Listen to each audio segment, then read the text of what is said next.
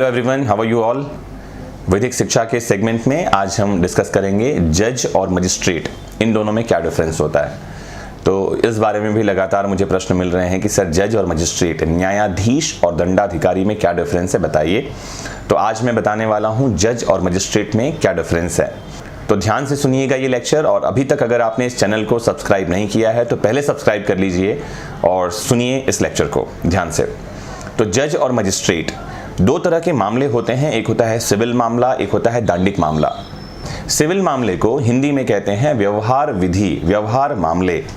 Civil cases English में, हिंदी में व्यवहार मामले, और उर्दू में दीवानी मामले। जो क्रिमिनल केसेस हैं उसे हिंदी में कहते हैं दांडिक मामले और उर्दू में कहते हैं फौजदारी मामले। तो सिविल प्रकृति के मामले क्या होते हैं या सिविल मामले क्या होते हैं, इनकी जानकारी मिलती है CPC 1908 के सेक्शन 9 में। तो सिविल मामले कौन से हैं? ऐसे मामले जिसमें अधिकार, अनुतोष या क्षतिपूर्ति की मांग की गई है। दांडिक मामले कौन से होते हैं? ऐसे मामले जिसमें अपराध के लिए प्रावधान है और दंड की मांग की गई है। तो दो तरह के मामले स्पष्ट समझ लें, सिविल मामले और दांडिक मामले। तो सिविल मामले और दांडिक मामले का एग्जाम्पल दे दूं कि कुछ मामले तो दोनों ही प्रकृति के भी होते हैं। जैसे एग्जाम्पल के लिए, अगर आपके घर पे किसी ने कब्जा कर लिया है, आपकी जमीन पर किसी ने कब्जा कर लिया है, तो आप सिविल वाद ला सकते हैं, सिविल केस ला सकते हैं और कोर्ट से डिमांड कर सकते हैं कि घर खाली करवाया जाए। दूसरी बात, आपको जितने टाइम वो आदमी आपके घर पर कब्जा करके रहा है उतने टाइम के लिए कंपनसेशन या क्षतिपूर्ति दिलवाई जाए। एक तो हुआ सिविल मामला जहां आपने मांग क्या की, अधिकार की कि घर पर आपका कब्जा हो, और दूसरा क्षतिपूर्ति या कंपनसेशन की कि जितने टाइम वो कब्जे पर रहा है उतने समय के लिए आपको एक निश्चित रकम दिलवाई जाए। दूसरा तरीका है कि आप इस मामले को क्रिमिनल कोर्ट में ले जाएं, जहां पर आप मांग करें कि आपके घर पर कब्जा करने के लिए उसे जेल में डाला जाए, सजा दिलवाई जाए। तो दो तरह के अलग अलग मामले हैं। अगर आपने अधिकार या अनुतोष की मांग की है तो ये सिविल मामला है, और इसकी सुनवाई जो कोई भी करेगा उसे कहेंगे जज, सिविल जज, व्यवहार न्यायाधीश।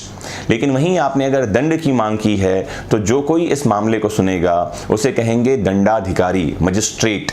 इतना ही डिफरेंस है आपकी जानकारी के लिए। कुछ मामले स्पेशली सिविल नेचर के होते हैं, जैसे कॉपीराइट के मामले, पेटेंट वाले मामले, ट्रेडमार्क के मामले, ये प्योर सिविल मामले हैं। लेकिन जैसे मैंने बताया, कुछ मामले द्वैत प्रकृति के हैं, डुअल नेचर के हैं। आपकी रेमेडी की मांग पर डिपेंड करता है कि वो सिविल में जाएगा या क्रिमिनल में जाएगा।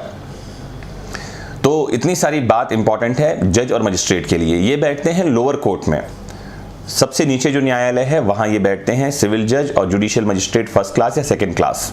जैसे ही हम ऊपर के न्यायालय में जाते हैं, जो होता है जिला स्तर का न्यायालय, तो वहां पर में अगर सिविल मामला जाता है तो वो जिला न्यायालय में जाता है, डिस्ट्रिक्ट कोर्ट में, और क्रिमिनल मामला जाता है तो वो जाता है सेशन कोर्ट में।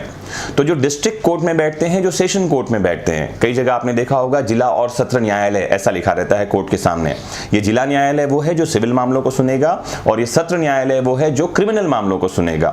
तो जो जिला न्यायाधीश है, डिस्ट्रिक्ट जज, वो सिविल मामलों को सुनता है, और सत्र न्यायाधीश, सेशन जज, ये क्रिमिनल मामलों को सुनता है। तो जैसे ही हम ऊपर कोर्ट में जाते हैं तो दोनों ही जज हो जाते हैं। इसका मतलब है कि वो जो कुछ भी करेंगे वो न्याय होगा।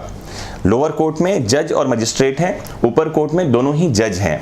लेकिन जैसे ही आप हाई कोर्ट या सुप्रीम कोर्ट में जाते हैं तो आपका होना ही न्याय हो जाता है। इसीलिए जो हाई कोर्ट और सुप्रीम कोर्ट के जज हैं उन्हें न्यायमूर्ति कहते हैं।